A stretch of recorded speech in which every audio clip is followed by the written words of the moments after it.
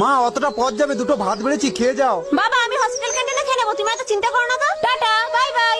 আমার মেয়েটা এখন জুনিয়র ডাক্তার, কাল দেখবে ঠিক সিনিয়র ডাক্তার হয়ে যাবে। প্লিজ শোনো রাখো না, হঠাৎ হসপিটালে জরুরি কাজ পড়ে গেল, ফিরে এসে সব বলবো, আমারও অনেক কথা আছে। আমি এমন স্বপ্ন দেখলাম কেন?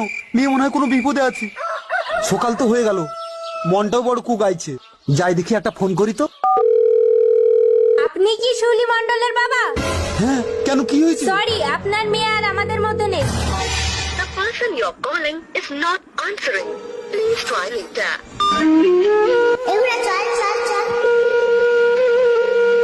মা এই যন্ত্র দিয়ে তুই অসুস্থ মানুষকে সুস্থ করে তুলবি।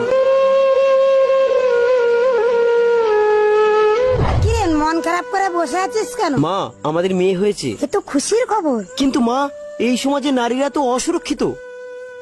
জানোয়াররা যদি আমার মেয়েটাকেও মেরে ফেলে?